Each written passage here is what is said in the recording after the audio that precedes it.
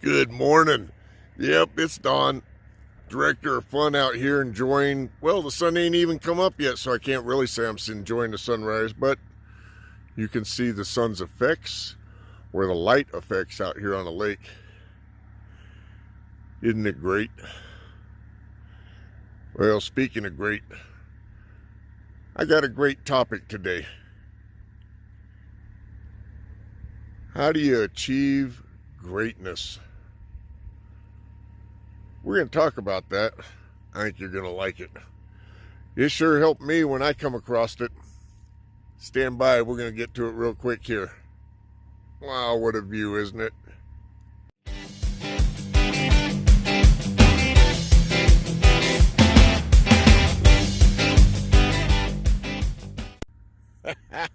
Good morning. How are we doing? Yeah, it's Don, the director of fun, and I have got a great subject matter for you, but man, look at that view. Sun isn't even up yet. You know, I was getting some information and doing some reading and some studying. I remembered some things that I learned in my youth about being great, and that's kind of what I want to talk about today. On your way to greatness, what do you got to do? What's it take? What's the reality of being great? Well, you know, when I was young, I heard things like, get up early. Be the guy that's out there. Just had a skeeter dude get on me. Be the guy that starts above and before everybody else. Work longer and harder than everybody else.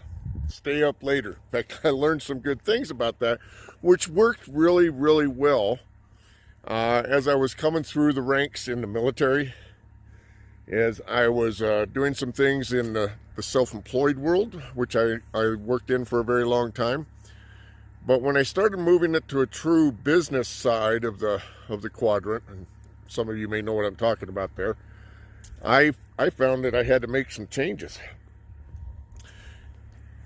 I had to make some changes. Well, what kind of changes did I have to make? What kind of things do we need to think about to get to our greatness? Well, let's go through a few that came to mind. Number one, what are we looking at when we're talking about being great? Well, I am looking at being in the top earners, the top groupings of business and people that I belong to, what we refer to as the top 4%. What do I mean by that? Well, everybody's heard of the 80-20 rule, right? I mean, let's be real. I don't care whether you're an employee working at an awesome job that you really love, whether you're a business owner and you've got people that work for you, whether you're a salesperson along those lines and you're out competing with everybody. 20% of the people in just about every given industry make about 80% of the money. You know what? Common sense, right? We all know that. But what a lot of people don't know is that in that 20% is another 80-20% rule. And so what happens is out of that 20%, 80% are making good money, but 20% are taking it down. They're knocking it down. They're the top of the line. That's 4%. How do you get there? What do you got to do? I mean, don't you really want to be there? Well, there's some things. One, you've got to make some commitments to yourself. Some commitments to not only set goals, but to go after them and complete them regardless of what the effort required, whatever the cost is required. And I don't necessarily mean dollars, although sometimes that can be a part of the cost in education and self-development, and even in some tools and putting things in a process so that you can go out and get what you want. But it's keeping that commitment. See, a lot of people, they'll get up and they'll say, well, I'm going to do whatever it takes. I am all in. And it may be the wrong company. Maybe you got to make a change or two until you find what works for you. Not that the company may or may not be good or bad, but just because it's great doesn't mean it's a fit for each of us, right? But once you find your niche, once you find what's going to make you happy, then you got to stay on the commitment side of it and do what it takes. You got to stick with it. It's kind of like, well, like a commitment to not drink soda anymore. Okay? So you can get probably through the first couple of days, but on that third or fourth day, You're going to be craving a soda, aren't you? And everybody's going to say, well, I can't do that, dude. I got to have my Coke. Really? Don't have to. But when you get to that third or fourth day, well, you're going to start noticing some headaches maybe, and some desires to really go out and have you a soda. But if you plow through and you hold to your commitment, how do you feel? Besides your health getting better, you feel like you accomplished it. It's these little types of commitments that create wins. So it's like starting out in high school on a track team. Oh yeah, you were really fast, right? Until you got out with everybody else on the track team and you weren't so fast. Then as you started working and you started training, you started getting some wins in, right? You got a little bit of growth. Basic training, for instance, kind of my history. I was in pretty good shape when I went to basic training. Well, so I thought I was, right? But as things progressed, I really got into good shape. I was in the best shape of my life during that time. It was a win. And what did it do to my psyche? Man, it boosted it. I felt like I could accomplish more and more. And then as I accomplished more, well, I went to more advanced training. Got to play with explosives. Learned how to have fun with that. And it was fun. Learned how to jump out of airplanes. Very tough school to get through. Was it worth it? Yeah, because it not only allowed me to accomplish what I wanted to do, it was tough. And I had to go through the intestinal fortitude to stick with it. Those little wins, they created a drive within me to have and excel and to create more. They change your psyche. But if you make a commitment to yourself, and then you get started, and then you bail for whatever reason, what's that do to your psyche? It lowers it, right? So to excel, to be in a position to get that greatness that you're after, number one, you got to have the commitment, and you got to stick with the commitment. Sorry if I'm wiping a little bit. There's skeeters out here, so apparently I'm a sweet guy. What else do you have to have? Well, you got to be a leader in order to excel, and leaders read. Now, let me tell you my own story. About a decade ago, I was rocking it, doing pretty good. Nope, as I've said before in some other videos, I wasn't king of the hill, but I sure was not anywhere on the bottom. I was doing nice, had a nice life. Everything was going nice. Got caught in a bind when the recession hit. Not a sob story like a lot of people did, and it kind of tied my hands, and I let it get to my head. It killed my psyche. So I ended up on the road driving truck for a while. All I did was listen to music.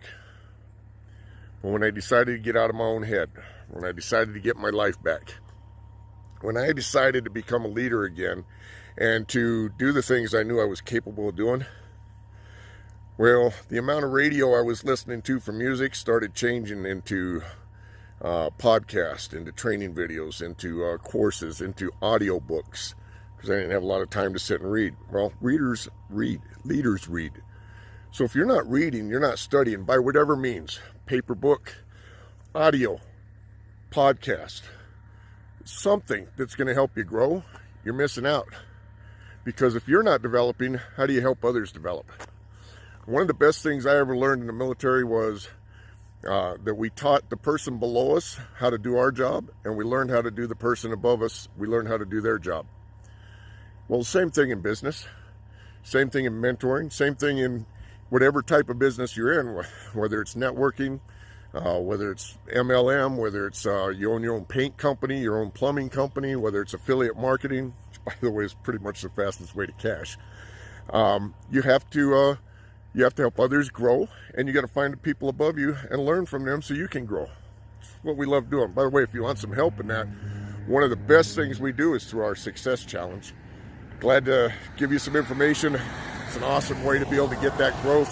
You can just go to www.directoroffun.org and get that information. There's a link below. So anyway, if you're not reading, you're not studying, how are you growing? If you can't grow, how are you going to help others grow? So a lot of people get into this business and think, well, we just push a button, or This company's just going to do it all for us. All we got to do is sign up, and they'll just make it all happen magically. It doesn't work that way, folks. You want to get out and have fun? You want to get out and be successful?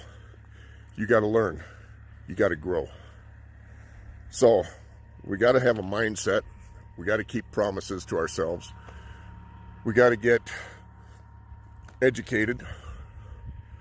What else do we need? Well, we got to have the right tools for whatever business you're in. I mean, you know, if you're going to be a painter, you're going to have paintbrushes. If you're going to use air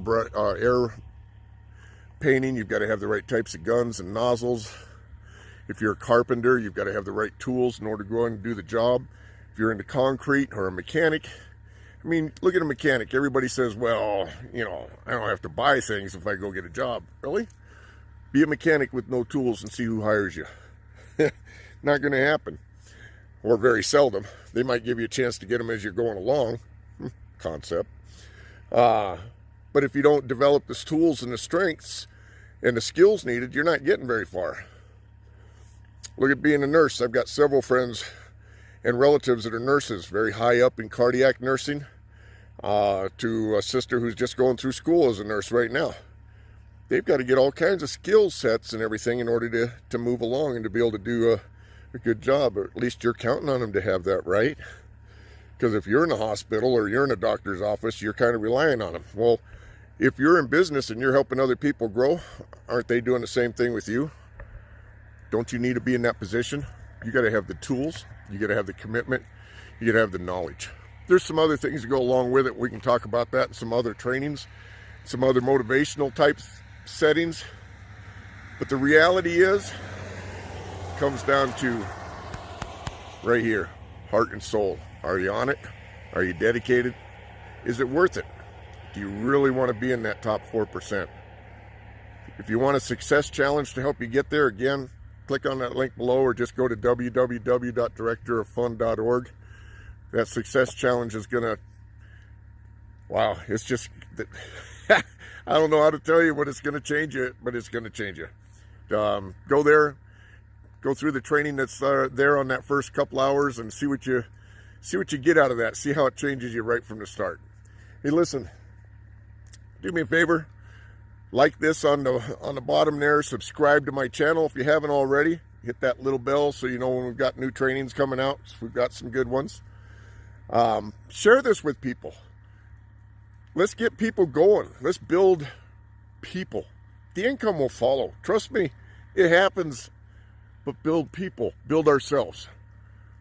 Let's get out there and change lives anywhere in the world. Whatever product you're working with, whatever service you're working with, we can help you make it grow. But most importantly, it's got to come from in here. What do you really want? Well, that's all I got time for today. As the director of fun always likes to say, look at that view. Get out there and have some fun. Enjoy what this planet has to offer, wherever you're at on this planet. Leave a comment below. Like to know what you thought. Have a great day.